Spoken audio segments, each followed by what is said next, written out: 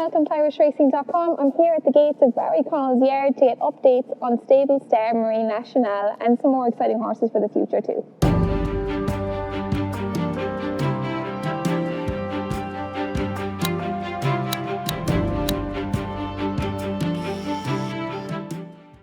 It's 2 furlongs around, perfect circle, deep Wexford sand. There's a little bit of rubber underneath it to give it a bit of a bounce. And what they'll do is, when they're starting off, they'll do 2 laps and then go back the other way and do 2 laps the other way. And when they're getting ready to run, we'll up it to 3 and 3. And this is their day-to-day routine here. Vincent O'Brien years ago. I don't know how many people here remember the old Phoenix Park when it was on the go. But there was a pavilion near the old parade ring, and the Artane Boys band used to play there. And Vincent O'Brien used to bring all his best 2-year-olds there to get them used to the noise and all the colours and sounds and everything, you know. Because obviously a lot of them would have been going on to Epsom and the big meetings. So somebody else asked me about schooling days, and the one good thing about a schooling day is if you bring a horse to a schooling day, he gets to go around the parade ring and you're looking at all the advertising hoardings, you know, which they would never have seen before, and white rails and all of that kind of thing. So that's good. So when they come to run the bumper first time out, that's all something that, you know, they can process that they've been through before. It's just all those small things, just trying to keep them as calm as you can. At what stage do you like to buy the horse, Barry? Yeah, we try and buy them as 3-year-olds. We bought a few yearlings from France. But typically buy them as 3-year-olds, mainly stores, and we have a relationship with a couple of the point-to-point trainers, and typically we've done well with Sam Curran. We bought a good few horses from him, and typically what we try and do is try and buy the horses from them before they're really gunned, you know, to. What stage would that be like? January, February, before they really get stuck into them. What we do is they bring them up to the Curragh, and one of our guys will ride them with one of our horses. So it's like a little mini trial, and just to see if we like them. That's what we did with Marine. Yeah, we were lucky with Marine now. We got him during the COVID year, so there was going to be no point. There was going to be no point of points. So the point guys had a load of horses and nowhere to go with them. So they were easier to talk to in terms of trying to buy them. And we were fortunate that he came up to the Curragh one day, and we one of our chaps rode him and cantered him with Enniskerry, and you know, he was well able to hold his own. But he's a very unassuming horse. You saw him there today. His sire stood in Kildangan, which is about 3 miles away as the crow flies. He's by a horse called French Navy that Charlie Appleby trained on the flat. And they stood him for 2 seasons there, and he went out of fashion, and he's gone to India now.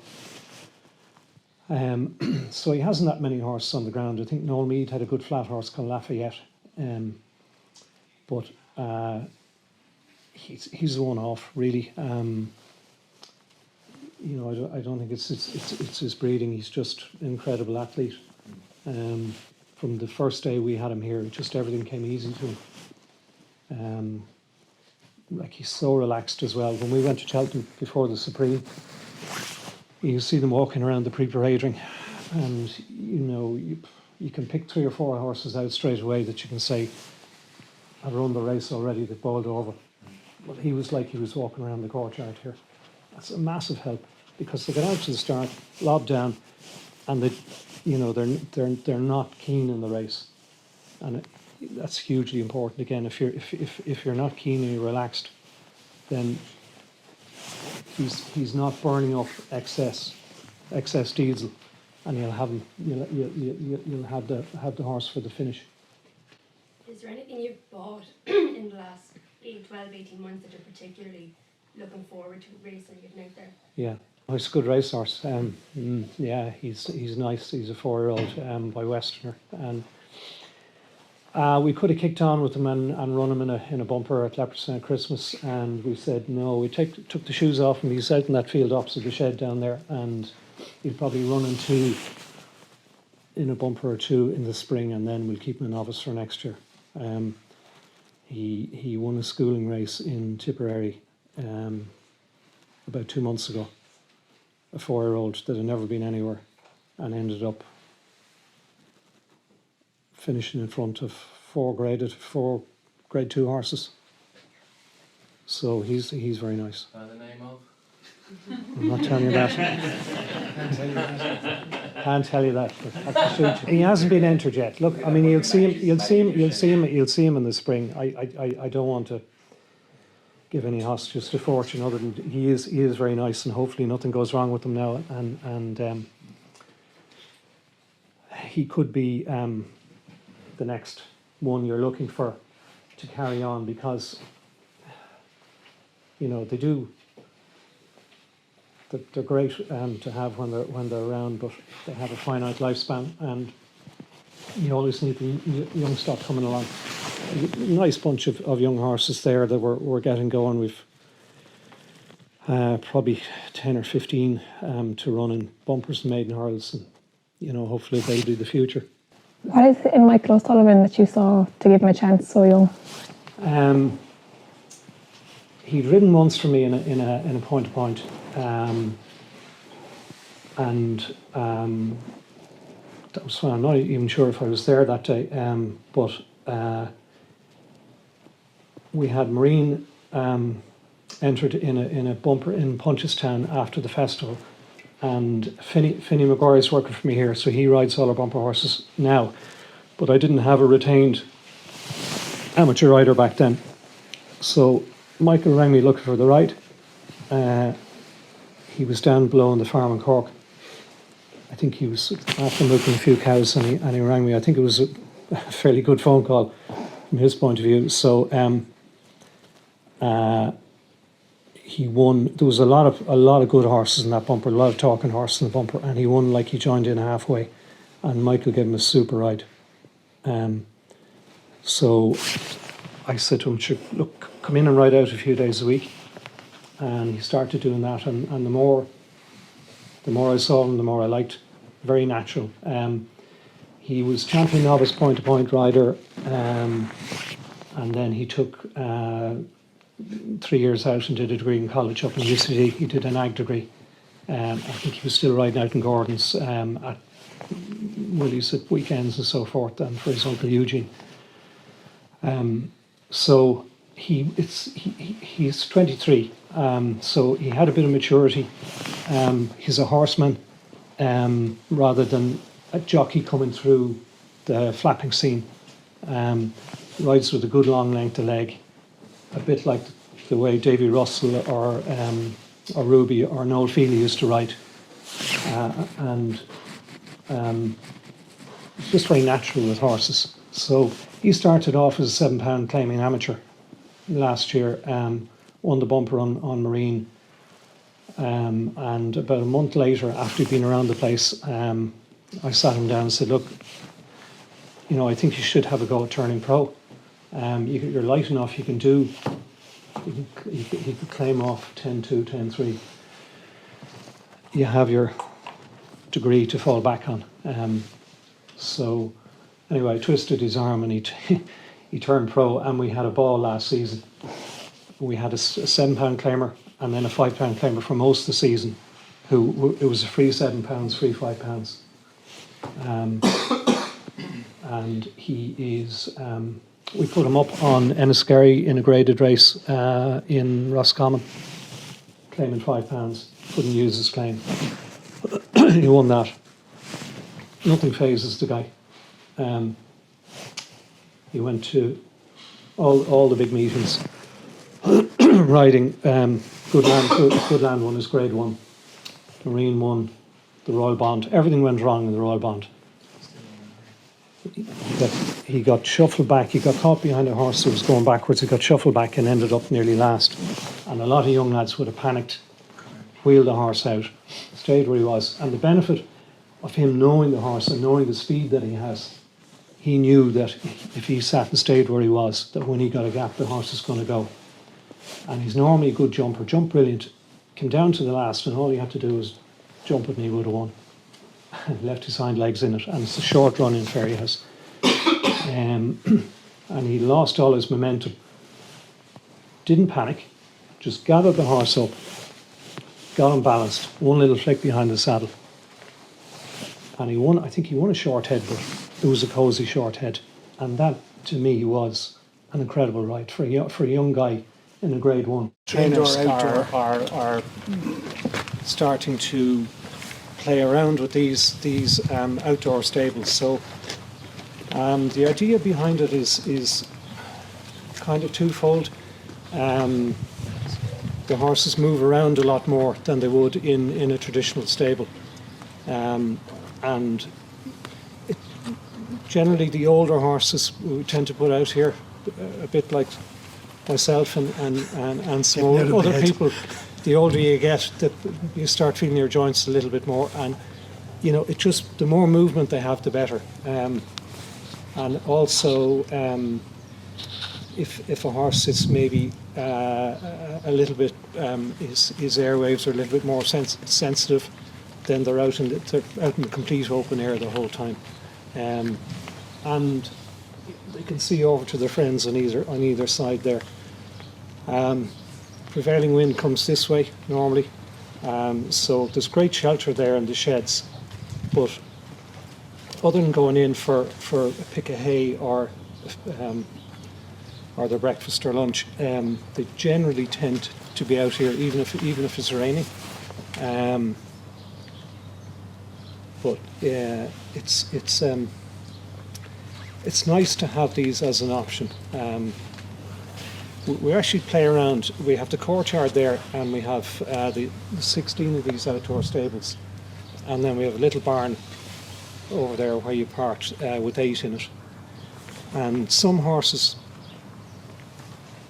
don't like in the courtyard. It's too much going on, and they prefer to be here or over there. So it's kind of trial and error. It's to try and see, which suits each particular horse. So the way these operate is there's porous tarmac underneath here, and all the fluids, rain and the urine, go down through that, and then the pens are skipped out every day like you would a box normally, and there's about 8 or 9 inches of wood chip on that, and that kind of needs to get topped up once or twice a year. It's very safe. They'll have a roll in here, and the whole thing is to try and keep as much stress out of their day-to-day life. And the closer you can keep them to their own natural environment, the better. Taking them out of a field and putting them on hard feed and locking them up in a stable with no air and no light, that's going to cause them stress. And a lot of horses in training are, they've gastric ulcers, they're trained on Gastrogard, and it's a kind of, if they're not relaxed, they won't eat, and if they don't eat, you can't train them. So what we try and do is just try and keep it as simple as we can, keep the stress out of the system, and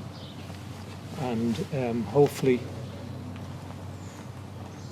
whatever level of ability the horses have, they'll produce it. Once they're happy and healthy and stress free.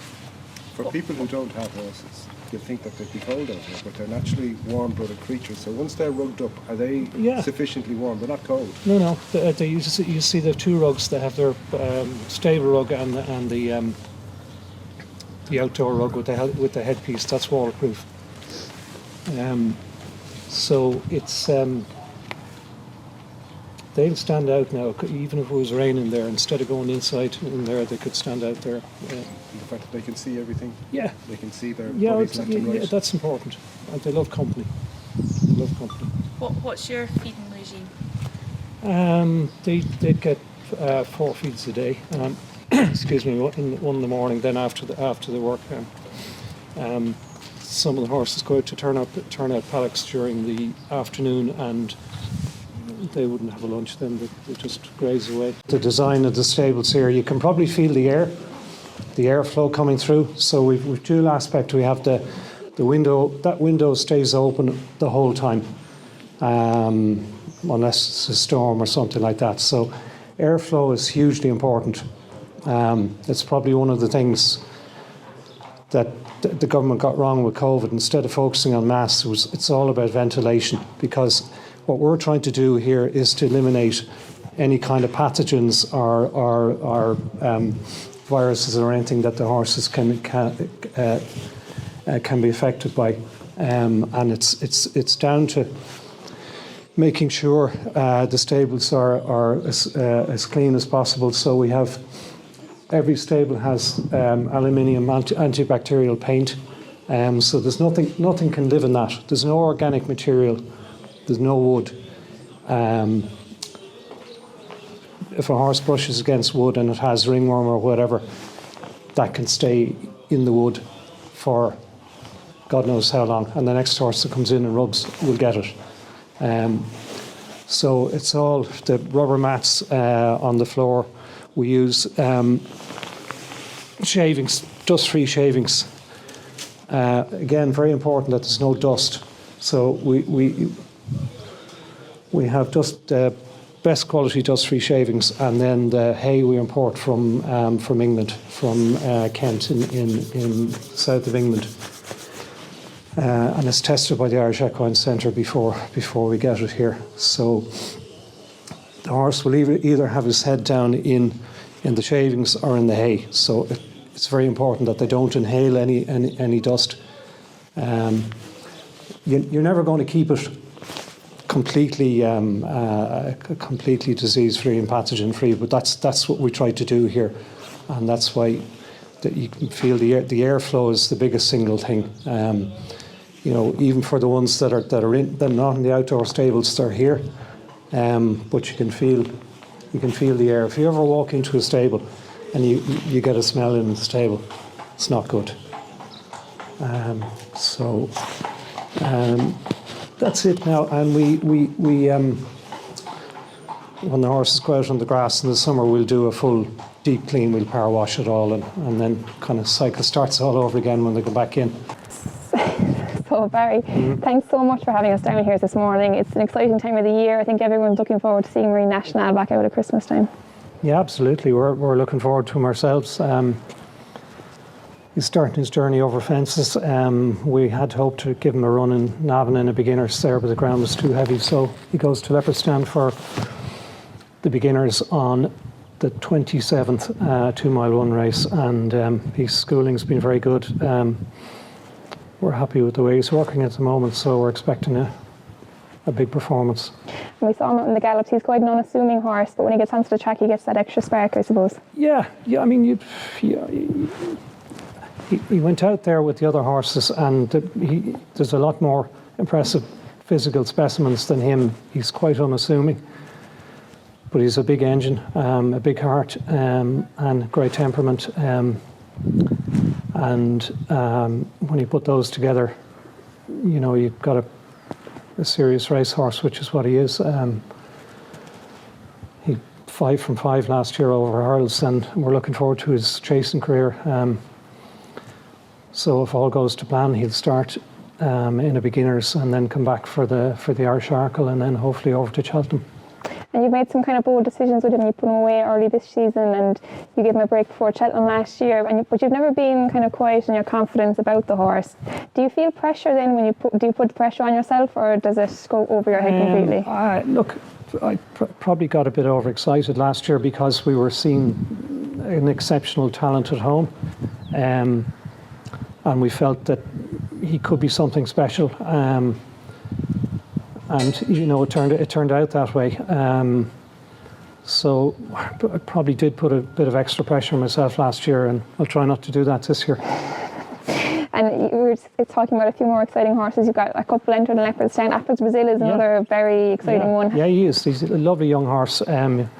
He's five rising six. He was just touched off in a bumper in Navan a few weeks ago, which is working out very well, and we think he's going to be better over hurl. So he goes for the 2.5 mile maiden hurl on the Friday.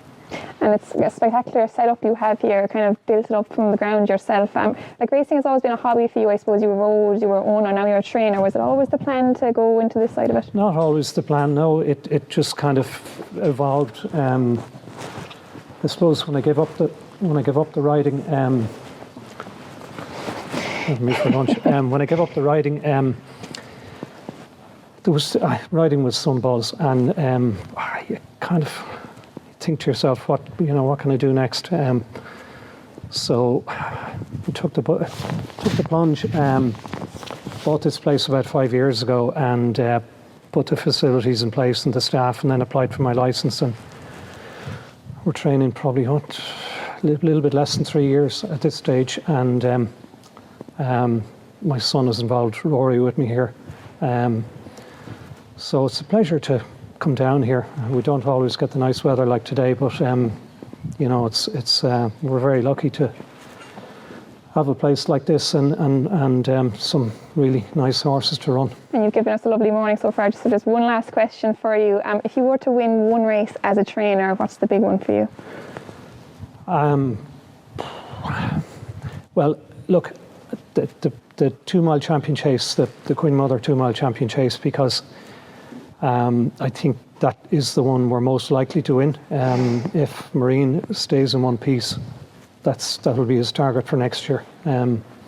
So that, look, to me, 2 mile chasers are probably the most exciting aspect of the jumping game. It'd be great to have a Gold Cup horse as well, obviously, but I've always been a huge fan of the 2 mile champion chase. Great, thanks very much, Barry, and best of luck for Christmas. Okay.